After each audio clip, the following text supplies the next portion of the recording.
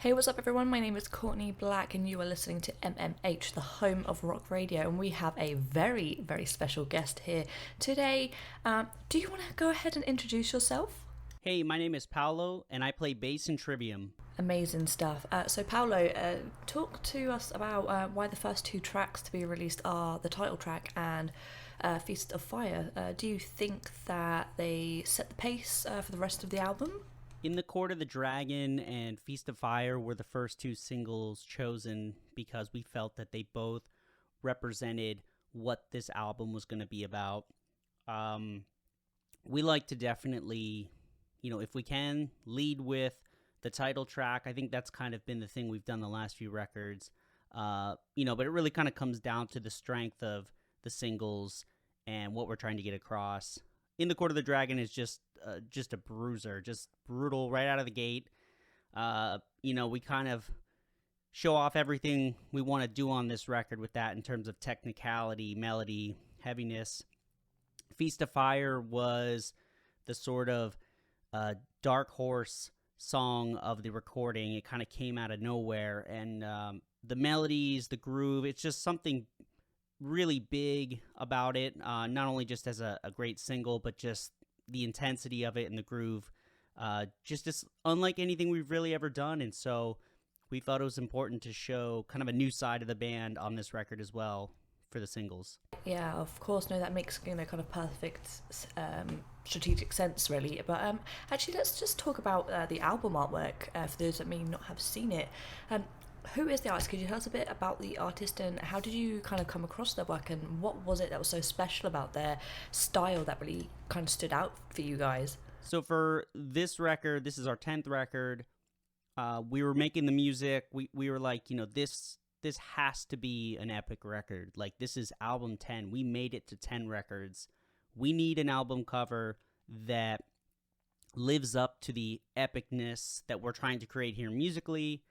So Matt found this incredible artist named, hopefully I'm saying this right, Matteo Noziares. He is a French painter.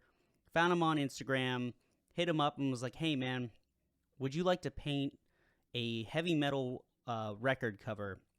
Now, he doesn't normally do covers for bands. I don't know if he's done any other music or anything like that, but it was something that we kind of just went back and forth, and he was like totally down for it. He'd never really heard of us before.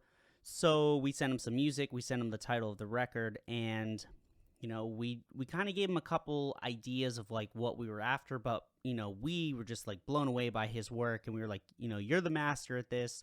We trust your judgment. Go to town, do what you want to do, and we'll see what the initial sketch you come back with is. And he sent it to us, and we were just like, yeah, this is going to be awesome. And when we saw the finished product, it took like 3 months to make. We were just in shock. It was just beautiful. It was impressive, and it's exactly the visual representation we wanted for this record. Yeah, nice. And you know what? It's so nice when a collaboration like that comes together and just works out so perfectly, and someone really understands the vision that you want. And I really think that they've done a stunning job of that. So hats off to the artist. Just actually quickly want to throw it back to the last album, What the Dead Men Say. What was it like to gear up for that release of that album? And suddenly the world shuts down because of the pandemic and you guys can't, go on tour like you would on a normal album cycle. So was it anticlimactic in any way? Because you guys had such a good response from this album, including, it's the highest charting in the UK for 14 years. So what was that like? It was really, really just sad that we had What the Dead Men Say ready to go. We were about a week away from heading over to Europe, Matt and I, for some press for the record. And then we were meeting up with everyone in Asia to start the What the Dead Men Say tour cycle. Our first time back to Indonesia in like 10 years. Our first time playing Thailand, Singapore.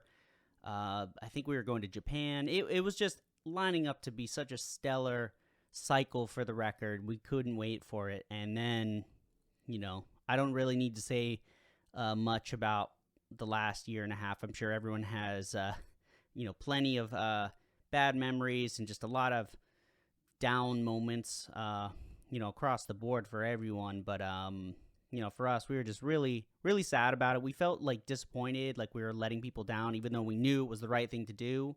But we're a band that has always taken like any sort of like kind of down moments, any sort of adversity. We've just tried to always like turn it around into something good. And that was kind of what led us into first A Light or a Distant Mirror streaming event that we put on last summer, which was like one of the first major live stream events, like totally live actually, not pre-recorded, but live. 12,000 people bought tickets to watch us. It was awesome to be able to put on, and just even if there wasn't a crowd in the room with us, it felt great that people would tune in and cared so much. And then we started writing this next record. We probably wouldn't have made the record that we did with In the Court of the Dragon if it wasn't for this pandemic. So I don't want to say, it's been great that this happened, but we took this opportunity to have so much time at home to really focus in on the record, the detail. We bought this incredible hangar that's now our band headquarters. We all moved back. I moved back to Florida. I moved to Orlando for the first time. So first time living in Orlando, but I moved back to Orlando, and then Alex moved to Florida into Orlando as well. And so now the entire band is here. And so we came together. When times got tough, we banded together, we literally came together, and we made a record that we're extremely proud of. And I think that's kind of all you can ask for, really, given the circumstances. But following on from the previous question, to make two killer albums so close together must have been incredibly, hard work and quite unusual in this day and age. So what was that writing process like for In the Court of the Dragon? And did that follow straight away from What the Dead Men Say? So the writing process for What the Dead Men Say and In the Court of the Dragon were not so different. Right. I feel like since Sin in the Sentence, we kind of got back into a real good groove of really jamming all our ideas through before we get to working with whoever the producer would be. And of course, the last three records have been with Josh Wilbur. Obviously, he's definitely a guy we love working with. And to have made 3 records in a row with him that all have similarities but unique character and unique sounds about them has been really such a fun and amazing thing to be able to do. We feel like we're in a good spot working with him. Obviously records nowadays don't really get made so close, and obviously with the circumstances, that was just something we decided to do. But it is kind of a throwback in a way. You look back at old records in the 60s, 70s, and bands would be putting out 2 records in a year sometimes. Follow-ups would happen a lot quicker, even with touring and stuff happening. It was just, different. Maybe the records were a little shorter. Right. But we also have been a lot more focused with the writing. We wrote what was on the record. There was nothing more, nothing less. And I do think there's something to that. And maybe it's kind of, nowadays you can record as much stuff as possible. You could do as many takes as you want. But this way of just, we're going to write to what we need, and we're going to record it, and we're not going to overthink it. We're going to really prepare for it, but we're not going to over-demo this. We're not going to do 50 songs and then whittle it down into something. We were like, okay, when we have 5 songs, we need 5 more. What type of songs do we need to complete this 10-track record? And that's kind of how we went into it, and that's how we've been working on it for the last 3 albums. Yeah, no, that's really insightful. Well, what's it like having your own airplane hangar to call your HQ? How did that even come about? Can you talk to us a little bit about what you use it for? So, getting a hangar was definitely not in the cards in the immediate future for us. And then, of course, like everything else, with this pandemic, it really just, I think it almost accelerated our timeline for a lot of things. I think, we realized we needed a permanent base. We needed a place where no matter what's happening in the world, rain, shine, pandemic, snowstorm if it were to ever happen in Florida for some freak event, because who knows at this point. We needed a place we could go to. And we started looking around. Just, long story short, we ended up finding out someone had a place at this kind of interesting airport. It's not in Orlando. It's actually outside the city a little bit. And it was a relative, I think, of Matt's wife, and who also did all the construction work for us, by the way. So it was very, very convenient and very just really different type of space. A literal airport hangar where you are on an active airport. There are planes that come and go, little planes, couple jets, but for the most part, it's the smaller prop planes. So basically, the idea was like, we need our own space, and we need a place that we can record, which we're going to outfit a full recording studio in there. That's kind of the next phase coming up. Very important for us, rehearsing, being able to rehearse all the time whenever we need to. We have all of our gear set up. We have a whole set of gear that never leaves, it just stays in there, and we just popped in there today to rehearse, and that's how we wanted it to be. And then downstairs we have storage that's an AC, and then we have a big open floor where we can do like proper tour production. We can bring out all the big gear, bring out some of the production and lights if we need it. And then the most interesting thing now is that we can do stream events, and that's something that obviously the last year has shown that people are interested in. We've kind of been in this space for a while with streaming, and people kind of associate us with that, but we wanted to take it to the next step, so we needed our own place, and that is what the Trivium Hangar is for. That's just absolutely incredible. Amazing. But how good does it feel to get back on the road across the US this summer? Getting back out on the road this summer was honestly, I didn't even believe it. I was a little worried like a week before. I'm like, they're going to pull the plug. If it was up to me, I was going forward with it. I'm vaccinated. We're all vaccinated. We're all like, you know what? We got to get out. We got to do our thing. It's time to go. But I was a little worried because, things were getting a little scary in the States again this summer with, the uptick and stuff. And of course, we're in Florida. We were the bad one this summer. So it was just, I was getting a little scared. And when we actually got on the plane, I was like, man, is this happening?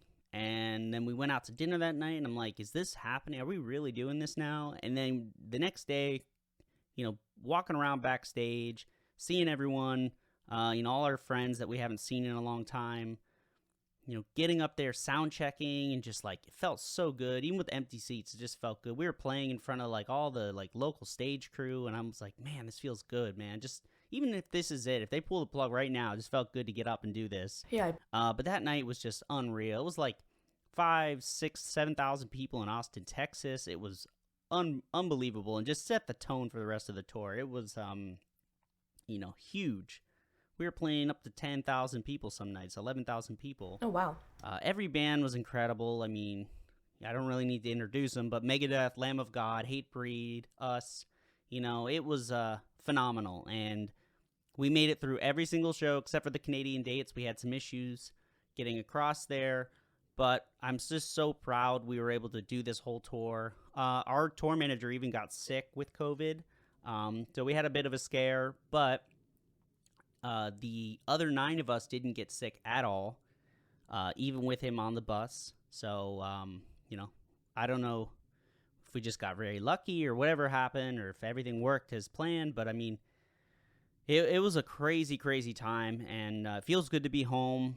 And, we're just looking forward to being able to get back out as soon as possible. I think the next year or so is going to it can be kind of touch and go with like if tours are going to happen overseas or not, because the crossing the border of every place is the hard part. Once you're inside, it's fine. Touring in the U.S. I think is going to be okay next year. We already have plans for what we're doing. We have a plan to go down to South America next December. Not this coming December, but the next one. So I think we'll be good by then. And, hopefully as we're rolling through 2022, it's just getting better and better. And then 2023 is just okay, this is in the rearview mirror, everything's cool, let's get on with it. And that's kind of just our plans at the moment. And I think that's a solid plan to have, and it's probably a plan that quite a lot of bands are kind of going with at the moment, because there's still such a level of uncertainty, especially within creative industries, music, film, and it's just going to be an ongoing thing that we are going to just have to adapt and learn from as it goes. So yeah, can definitely appreciate that. But just before we love you and leave you, is there anything you'd just like to sign off with and say to all the Trivium fans that will be listening? Just want to thank you guys for listening. And once again, I'm Paolo from Trivium. Our new album, In the Court of the Dragon, is out right now. If you stream it, if you buy records, if you buy CDs, it's all out. Everything's out there. So thank you so much for the support, and we will see you guys when we get back out on the road. Take care. Appreciate it, man. Thank you for taking the time to have a chat with us, and yeah, see you back out on the road. MMH, the home of rock radio.